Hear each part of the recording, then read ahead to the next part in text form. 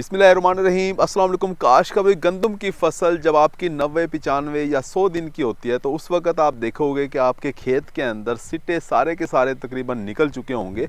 और गंदम का पौधा जब सिट्टा निकालता है तो सिट्टा निकालने के बाद पहला जो काम कर रहा होता है वो पोलिनेशन का कर रहा होता है, यानी नर और मादा हिस्से आपस में मिल रहे होते हैं और दाने बन रहे होते हैं। हमें जितने भी दाने हासिल होते हैं हर दाने के साथ नर और मादा का मिलाप होता है। हर दाना उसी वक्त बनता है जब नर और मादा का मिलाप हो जाता है। काश वो बताने का मकसद ये है कि आपके गंदम के खेत के अंदर इस पोलिनेशन के अमल को आप जितना अच्छे तरीके से मुकम्मल करवा लेते हैं आपकी पैदावार उतनी ही ज़्यादा आ रही होती है। तो हमारी गंदम की फसल के अंदर जितना पोलिनेशन का अमल अच्छे तरीके से मुकम्मल होगा उतने ही ज़्यादा दाने बन रहे होंगे, और जितना बुरे तरीके से मुकम्मल होगा उतने ही कम दाने बन रहे होंगे, यानी हमारी पैदावार मुतासर हो रही होगी। अब इस पोलिनेशन के अमल को हम किस तरह से बेहतरीन तरीके से मुकम्मल करवा सकते हैं इसके बारे में आज हम बात कर रहे होंगे। अगर आपने हमारे चैनल को फ़ौरन सब्सक्राइब कर दें, साथ में बेल के बटन को दबा दें ताकि फसलों के मुतालिक हम जितनी वीडियो बना रहे होते हैं वो आपको बर वक्त मिल सके। काश को इस वक्त जब आपकी गंदम की फसल 90, 95 दिन की होगी है तो आपको इस तरह से अब सिट्टों के ऊपर जो है वो बूर नजर आ रहा होता है। बूर जब आपको आपके खेत के अंदर नजर आ रहा है तो इसका मतलब ये है कि आपके गंदम के खेत के अंदर पोलिनेशन का अमल चल रहा है। देखिए अक्सर हम आपको बता रहे होते हैं कि गंदम की पैदावार आप 3 तरीकों से बढ़ा सकते हैं। पहला तरीका तो ये होता है कि आप अपने शगुफ़ों की तादाद बढ़ा लें। शगुफ़ों की तादाद बढ़ने का जो ताल्लुक है वो पहले पानी के साथ होता है। पहला पानी आपने सही टाइम पे लगाना होता है, यानी 20 से 25 दिन के बाद आपने पानी लगाना होता है। साथ में 1 बोरी यूरिया की डालनी होती है, जिंक भी इस्तेमाल करना होता है। उस वक्त जब आप ये चीज़ें कर लेते हैं तो आप अपनी शगुफ़ों की तादाद बढ़ा लेते हैं खेत के अंदर, जिससे आपकी गंदम की पैदावार बढ़ रही होती है। लेकिन वो वक्त तो अब निकल चुका है। इस वक्त जब आपकी गंदम की फसल 90, 95, 100 दिन की होगी है, सिट्टा निकल चुका है और ये बूर का अमल आपको नज़र आ रहा है, तो इस वक्त भी आप दानों की तादाद को नहीं बढ़ा सकते, क्योंकि इस वक्त पोलिनेशन का अमल चल रहा है। आपको चाहिए था कि जब आपकी फसल जो है वो गोब की हालत में थी, ये दूसरा पौधा जो आप देख रहे हैं ये इस वक्त गोब की हालत के अंदर है। इस पौधे को आप देखोगे कि सिट्टा अभी नहीं निकला, तना इसका फूल चुका है, ये सिट्टा जो है वो यहाँ ऊपर तक पहुँच चुका है। इसे कहते हैं गोब की हालत में। ये देखें, ये सिट्टा जो है ये हम आपको दिखाएं अगर निकाल के, तो ये सिट्टा जो है अभी निकला नहीं है लेकिन निकलने के लिए बिल्कुल तैयार है।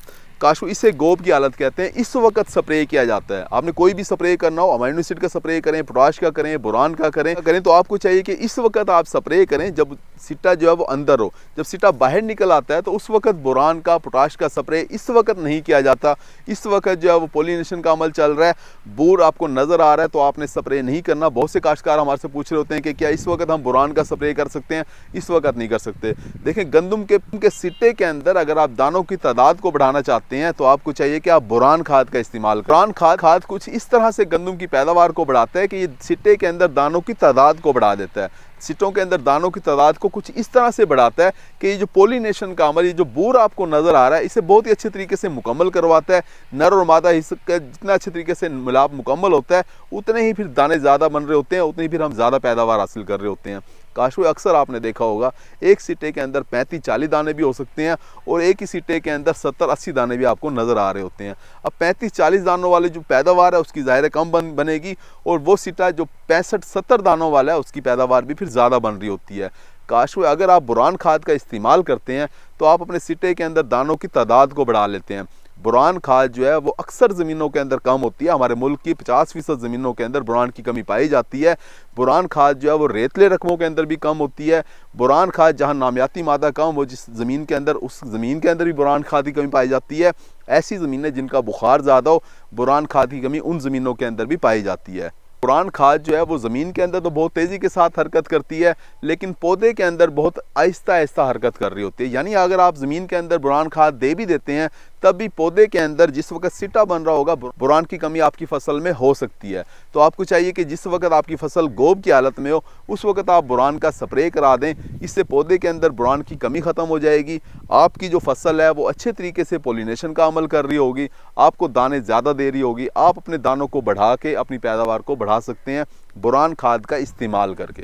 बोरान खाद के अगर इस्तेमाल की बात की जाए तो बोरान खुराक का एक ऐसा जुज़्व है जो पौधे को बहुत थोड़ी मिकदार के अंदर चाहिए होता है, लेकिन इसकी अहमियत बहुत ज़्यादा है। अगर आप ज़मीन में डालना चाहते हैं तो ज़मीन की तैयारी के वक्त आप DAP पोटाश के साथ मिक्स करके सोना बोरान दे सकते हैं 3 किलोग्राम फी एकड़ के हिसाब से। अगर उस वक्त आप नहीं दे सके तो दूसरे पानी के ऊपर आप बोरान खाद जो है वो फ्लड कर सकते हैं। अगर आप उस वक्त भी नहीं दे सके, जैसा कि इस वक्त हमारी गंदम की फसल जो है वो 70-80 दिन की हो गई है, गोब की हालत के अंदर पहुंची हुई है, तो गोब के ऊपर आप बोरान का स्प्रे भी करा सकते हैं। मिकदार की बात की जाए तो 100 ग्राम बोरान 100 लीटर पानी में हल करके इसका स्प्रे करवाया जाता है। तो इस तरह से आप बोरान का स्प्रे करवा के अपनी गंदम की पैदावार को बढ़ा सकते हैं। उम्मीद है कि वीडियो आपको समझ आ गई होगी। अपना ख्याल रखिएगा। अल्लाह हाफिज़।